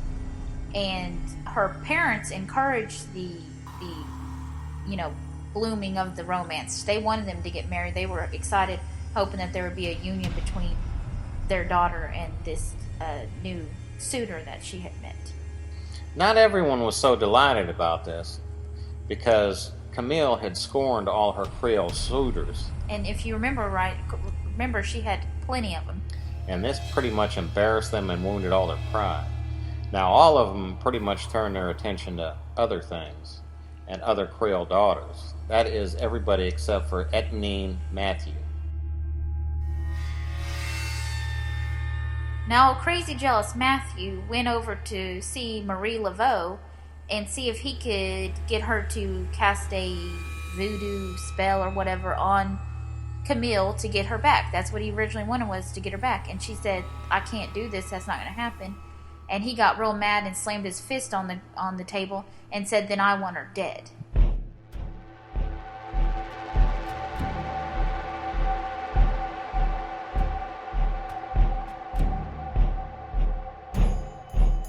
Now, to his surprise, Marie Laveau laughed at his request and said, "You cannot know what you ask, boy," she said. "You will pay dearly for me to take her life. Are you ready for this?" Now, when she made this offer, Matthew didn't put much thought into it, and he just made a split-second decision in anger and said, and I quote, "Then make her suffer like she has made me suffer. She goes to the Americans to make a spectacle of herself. Make a spectacle of her for all to see." Marie Laveau spat upon the ground and stamped the spot with her feet and said, "So let it be." On a bright October morning, Camille became the bride of the Scotsman in the halls of the great St. Louis Cathedral. Everybody in the high society in New Orleans from both quarters attended this wedding, and the celebration at the family home afterwards. Now, in a dark cupboard on St. Anne Street, and you can visit all these places if you go to New Orleans, they do tours and everything, just FYI. In a dark cupboard on St. Anne Street, Marie Laveau worked her charm. It would be months in coming, but Matthew would have his revenge and would regret the day he asked it. When Camille and Mackenzie returned from their wedding trip, the bride was already pregnant. Woohoo! The couple settled down in a townhome on Rue Bourbon, not far from the French Market. While her husband went about his affairs in the day, Camille spent hours playing in the nursery that would receive her child. Nothing could dim her enthusiasm or quell her excitement, except for one occasion when she happened upon Matthew in the market. Now, this meeting with Matthew was nothing good came of it. He had such a scowl and such a dark and intense look on his face that Camille thought she would faint, and her mother had to call for a carriage to take her home. Now, after this encounter, both Camille's mother and husband had horrific nightmares, and they wouldn't tell Camille what they were, but they were both losing sleep over this. Now, this greatly disturbed Adelaide, who was Camille's mother, and she sent for Marie Laveau. Within a half an hour, Marie was at the house. When Marie arrived, she told the mother, "I believe the child to be in the greatest danger. This is what the ancestors are telling me. When Camille is confined and the time of her delivery comes, I alone should be called to midwife her. Otherwise, I fear there will be great evil laid upon this child. The problem is with the husband, you know." Now, why Adelaide didn't really understand all of this and the meaning of it, the husband's the problem, she agreed because she was concerned about her daughter. Now, after some time passed, Camille was looking into her new ancestry that's going to be on her husband's side, and she found out that they were Scottish lords called Strathmore, and they came from a dark castle that was said to be holding the devil itself within its walls. Now, this disturbed Camille, but soon she was going into labor, and all of her attention focused on that. At that point, Adelaide sent for Marie Laveau. Camille's labor was long and arduous, but Marie never once left her side. Mackenzie became more and more agitated and nervous because he wanted to be in the room, but Marie forbade it. Mackenzie ended up finally running from the home into the dark of night, never to be seen again. Now, Camille didn't survive the labor, but the baby did. Now, the voodoo queen looked at them and told them to be prepared. She said, "There is a curse upon this child and has nothing to do with your poor girl. This is the work of years of malice and someone who hated this child enough to bring the devil out of hell to curse it." Then Marie Laveau revealed the bundle of the family laying in her arms. Everybody present gasped in horror. Yeah, the baby had horns that were growing in. Its body was covered in scales. It had, instead of hands, it had like possum or raccoon type claws, but its genitals were formed fully so you could tell it was a boy. It also had dark black eyes that were described as looking like they came straight from hell. Now, the family told Marie Laveau to take the baby because they did not want it. Well, she leaves into the night, and as she's leaving, she runs into Matthew, and he's hideously deformed. And he says, "Look what you've done to me."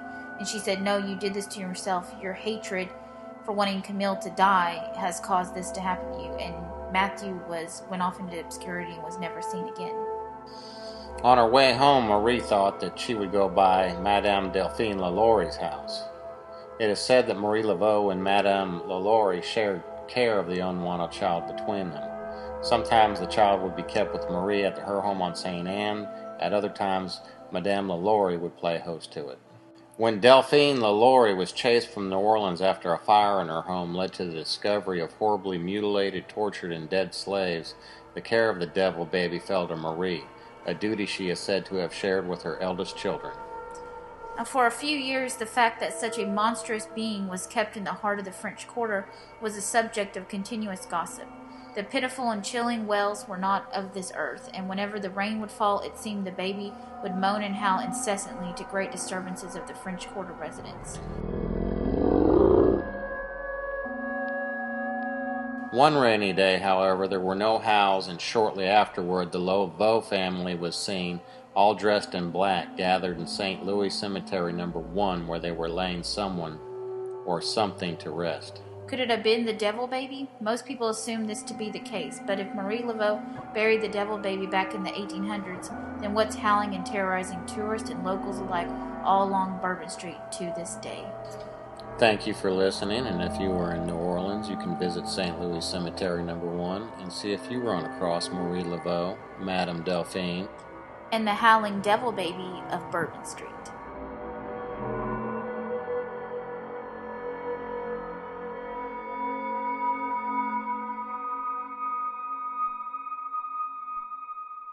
A howling devil baby. I think we need to stay clear of that cemetery. And now Chris, the host of the Mad Scientist podcast, has this terrifying tale for you.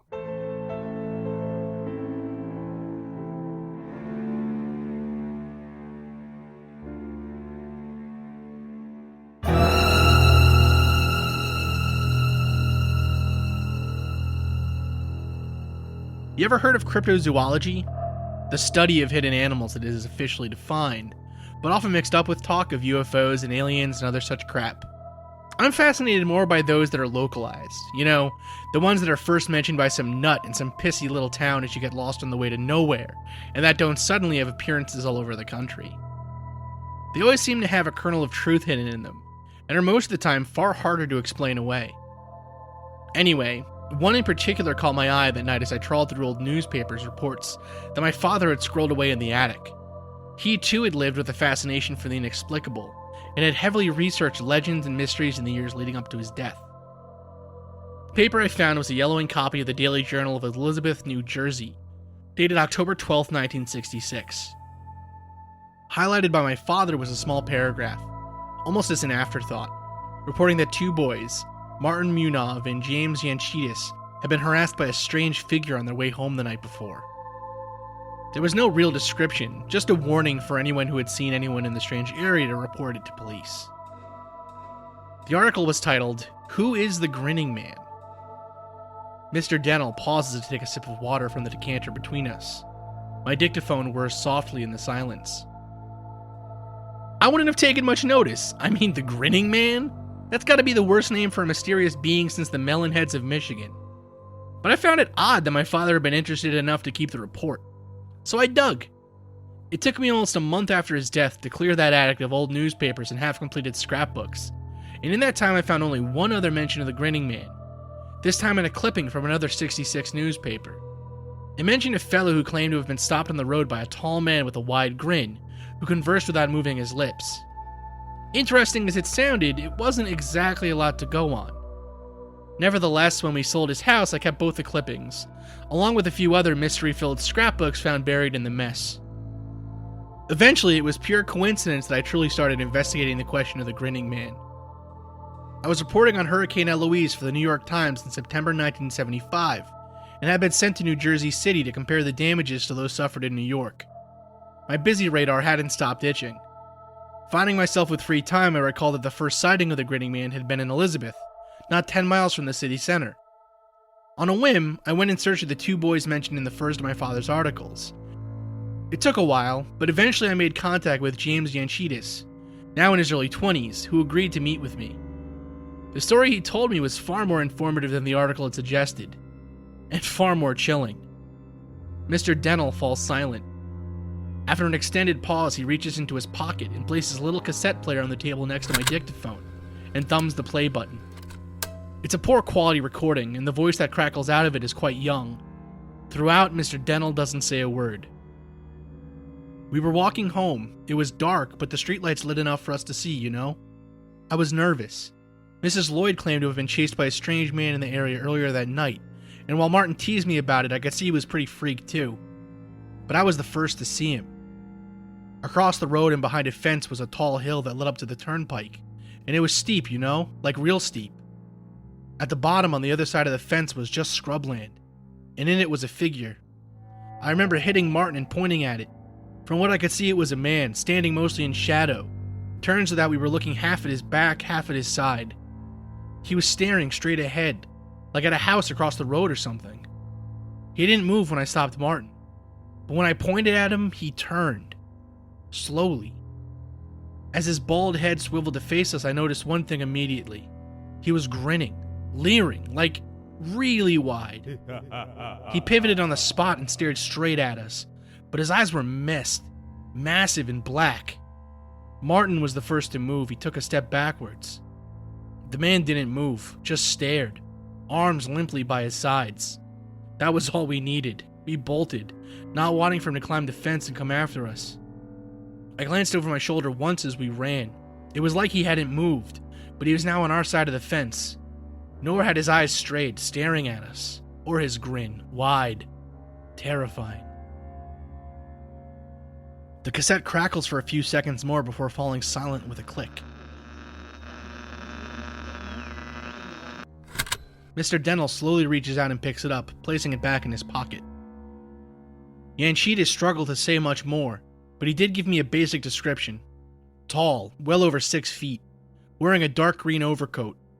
But it was the face that was the most defining feature, the insane grin on a pale face that stuck into his memory and haunted him every night. As Mr. Dental pauses again, I can't help glancing around furtively myself. The room is empty, nobody but my interviewee and myself. The table between us is strewn with papers, all blank. Mr. Dental continues. I didn't sleep much that night. My imagination was running rampant. All I could picture was the man Yanchidas had described. When I closed my eyes, his grin followed me, and in all my dreams he haunted me. But that was before I really knew what haunted meant. It happened 2 days later, as I pulled up to a gas station on the road out of New Jersey. By this point, Mr. Dental is becoming increasingly agitated. His hands are twitching and his voice is increasingly strained, even frightened. It was dark, probably 9-ish, maybe closer to 10. I had just filled up and was climbing back into my car when I noticed something in the laneway besides the station. The lane was dark, but a streetlight at the other end illuminated enough for me to catch a sight of a figure near the other side. It had its back to me, but I could make out that it was tall. Taller than me, and wearing a dark gray suit over a thin frame. It was bald, and even from behind I could tell that something was off, as though proportions were slightly wrong. Even with a sense of fear growing in me, I called out. I regret that probably more than any other decision I've ever made in my life. It swiveled so suddenly. Its face was wrong. White, long, with deep black holes where the eyes should be. But its mouth, it was grinning. A locked grin that was far too wide, far too big. Hands by its sides, it grinned at me down the laneway, but made no further move. After a few seconds, I glanced away, to look inside the station, see if there was anyone who could help me. When I turned back, it had moved closer. I hadn't seen it walk. In the second or so I had glanced away, it had advanced at least 10 feet. It now stood halfway down the lane in the darkness. Still staring, still grinning. I crouched, never taking my eyes off it, and fumbled for the handgun under the seat of my car. I couldn't find it, and in my fear I glanced away again. When I stood, pistol in hand, it was closer still. It stood, grinning, not 20 feet from me at the entrance of the laneway, face in total darkness but for the eyes boring into mine, the grin fixed and horrifying. I couldn't help it. I yelled and fired my gun, the bullet hitting it straight bang in the stomach. The damn thing didn't react. It didn't make a sound, didn't even twitch as the bullet hit it. In terror, I unloaded the clip straight in its chest. It was like nothing had happened. Screaming and crying, I leapt into my car, rammed in the keys and gunned the engine, tearing off down the road without even closing my door. I got one glance through the rearview mirror. It was on the road, watching my car fading into the distance, its eyes unmoving and its grin frozen. I didn't stop the car again until the sun rose. Mr. Dental's glass hits the floor. He's frozen, breathing deeply, shuddering occasionally. I suggest that we take a break, continue our interview tomorrow, but he waves the question away. He doesn't seem to notice the glass shattered at his feet. Over the coming days and weeks, sleep became a fantasy beyond my grasp. Every time I closed my eyes, it was there. I began to see it everywhere I went. Never clearly, never for more than a moment, but it was there. I wasn't eating, I couldn't concentrate on my work. So sure was I that if I let my guard down for a second, it'd be there. The fear that it was following me became too much. I became obsessed, simultaneously frantic to find and terrified to encounter it. Carol could only watch helplessly as my terror consumed me. This continued for far too long until eventually, I found it again. A soft clicking can be heard as Mr. Dental shifts in his seat. 3 years had passed since my encounter with the grinning man. I had long since lost my job. I would rarely leave my study, working feverishly into the night to uncover further clues on the specter that haunted me. A tapping at my window snapped me from my work. 3 slow beats, too rhythmic to be natural. Mr. Dental beats the table with his knuckles for emphasis. I would have no doubt ignored it if it weren't for one factor. I was on the 2nd floor, with no trees near this side of the house. The blinds were down. I couldn't see out. My heart began hammering as I edged towards the windowsill, pen still in hand, reaching slowly for the string to raise the blinds. With a deep breath, I grabbed the string and heaved the blinds open. Nothing. No bald face, no staring eyes, no fixed grin. Nothing. I fell back into my chair. What I expected, really. I seem to recall I laughed, until there came a piercing scream from downstairs. Adrenaline fired in my veins as I leapt to my feet as the scream came again. Carol. Without hesitation, I wrenched the door wide and charged downstairs, calling out, shouting her name, wielding my pen like a dagger. Through the living room, empty, down the hall, silent, into the kitchen, into a scene of a nightmare. The lights were on, bright, too bright, illuminating everything in perfect detail. She was lying on her stomach, but she was face up. Her head had been turned until it faced fully backwards, her wide eyes staring straight at me and a grin on her face, a locked grin that was far too wide, far too big. She was dead. Yet her eyes pierced me, the grin taunted me. I screamed and fell to my knees, unable to move, to breathe, to think. I couldn't approach her. Didn't dare touch the corpse that had once been my wife. I turned and stumbled into the hall, crashing through the living room door where the television was still playing, filling the room with laughter. The sound consumed everything, laughter, constant, unchanging, driving me into a fit of blind panic. With a roar I leapt up, intent on smashing the infernal machine into a million pieces, but something stopped me. It was off. The television was black, dead, yet the laughter still echoed through the room, growing louder and more unnatural with every second. I lifted the box and slammed it into the floor again and again, shattering the glass, splintering the wood, and yet still the laughter did not stop. Hands bloodied, tears streaming down my face, I plunged back into the hallway, tearing up the staircase to my study for the phone, desperate to call someone, anyone, for help. The room was as I'd left it, desk messy, lights dim, blinds raised. Except that a face now stared through the glass. White, long, with gaping black eyes too far apart that locked into mine and didn't waver. It was grinning, a fixed grin that was far too wide, far too big. No human could make that expression.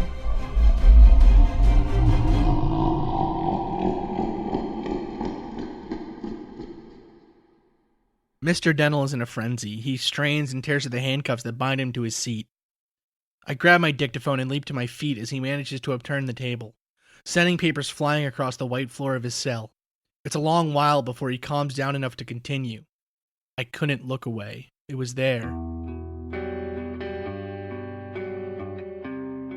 He was there, as he'd always been, watching me. His face was seared into my eyes. I would never be free of his torment. Unless I stood up again, locked my gaze with the demon. The pen was still in my hand, and I plunged it into my eye. First one, then the other. Shaky dust, I see. Tigers the light I like so. Agony raged as an inferno as I fell to the floor, succumbing to the blackness. Now I am free of ever seeing the creature again. Mr. Dental's head slumps in exhaustion and his sunglasses drop to the floor. Then he begins to laugh, slowly, quietly, growing louder and louder until he raises his head and stares at me with eyes that are no longer there.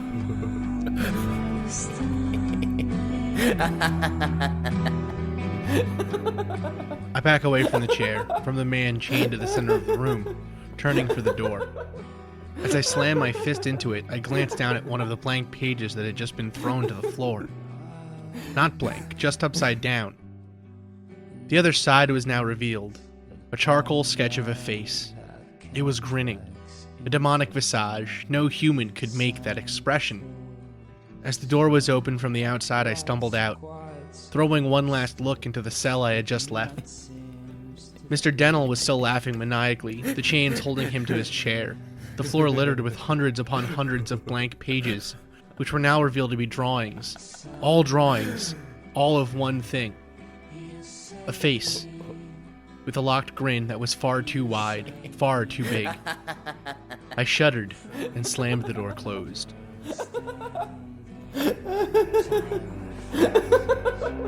This bastard sees, seeing blurred falls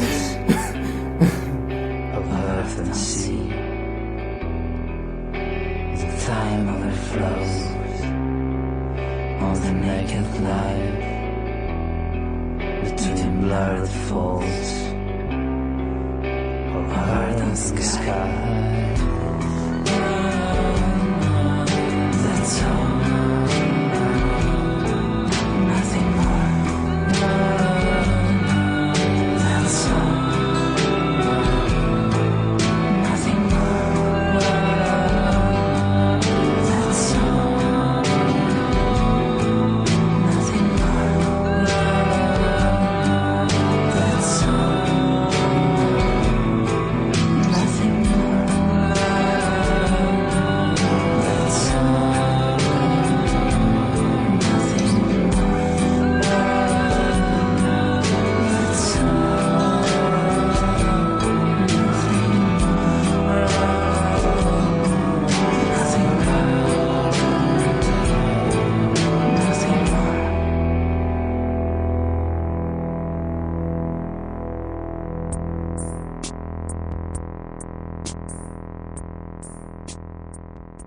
Pray you never look out your window at night and gaze upon the horrifying smile of the grinning man.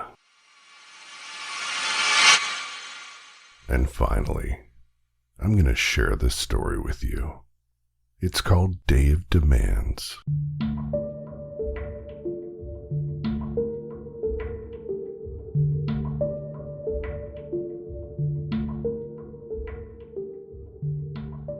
It all started long ago, and has since happened once a year. This horrible night.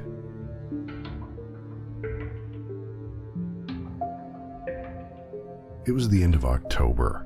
I was eager for a new month. Who really knows why? Anyways, I was walking home that night from a friend's house. It was around 5 o'clock, so there was sufficient light to guide my way. Even though I lived 20 minutes away, the sky seemed to dim rapidly. I picked up the pace after noticing this.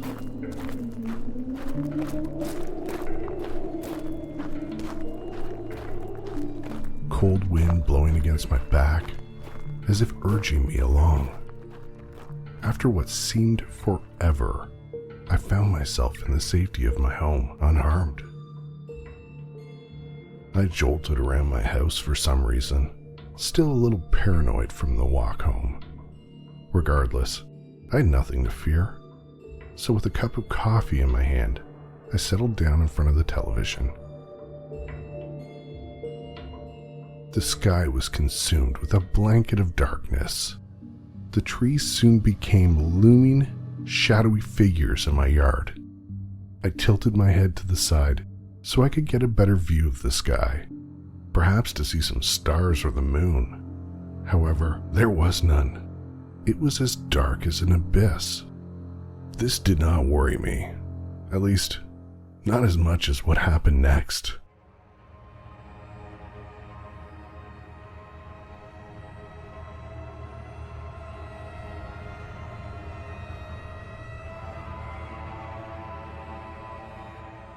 I looked out of the window and saw something moving swiftly across my driveway. I jolted straight out of my chair and pulled the curtain far away from the window. It was gone. My imagination, I told myself. I went to go sit back down, but the figure once more caught my eye. The next thing I knew, I had gone into total shock. The door had been knocked on. I hobbled over to the door, fearing the outcome of opening. I hesitated. 1 minute had passed, and once more, the sound of knocking filled my ears. Ever so slowly, I reached for the doorknob, and when it had met my hand, I reluctantly turned it. The sight was horrifying. Pale white, wrinkly skin, dotted with eyes that appeared to be similar to black holes.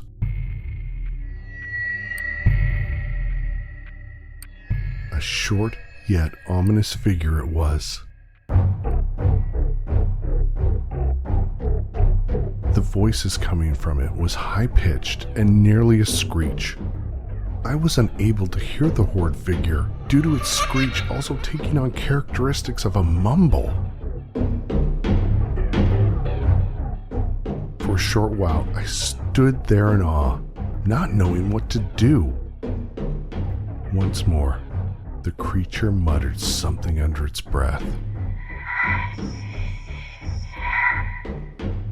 Once more, I stared at it.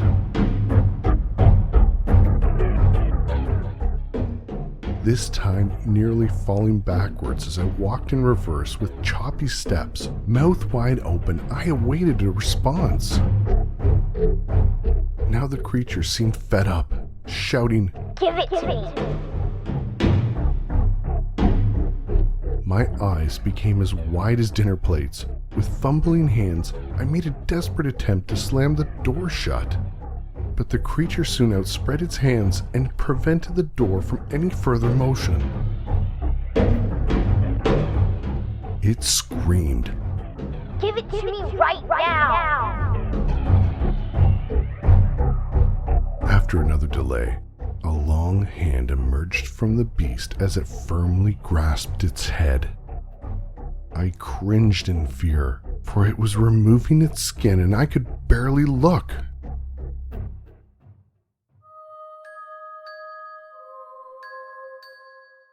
Beneath was a small, round-eyed, pale-looking person-like character.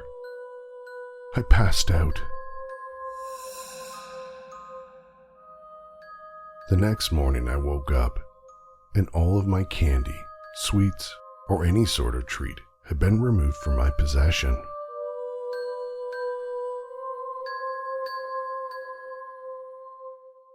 I called my friend who lived down the street and told him about these events. I told him how irregular and terrifying this first-hand account was. He seemed a little unsure of my story. He had said something might be wrong with me. I told him I would call this day the Day of Demands, due to the demanding ghost. And then my friend told me this occurs every year. However, I think he was a little scared, for he changed the subject and started talking about this weird thing called Halloween.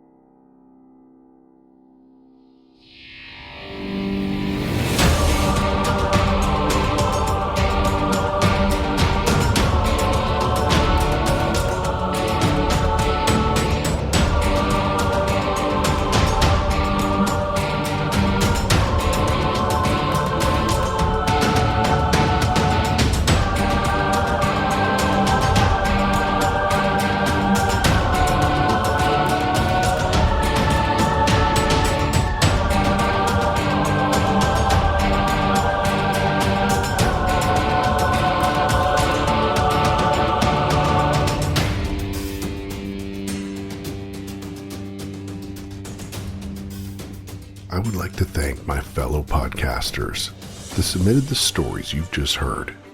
John Grills from Creepy, Robin Warder from The Trail Went Cold, Haley from the Murder Road Trip podcast, Chris from the Mad Scientist podcast, Kara and Stu from Bless This Mess, Lily from 36 Times, Carol from Cold Case Notes, Scott from the podcast Fairy Tales for Unwanted Children, Carla from There Might Be Cupcakes, Mandy from the Moms and Murder podcast, Cambo from True Crime Island, Dennis Sira from the Evil Podcast, and finally, a special thank you to Sammy from the Encrypted Podcast, who had the idea to get everyone together to produce this show.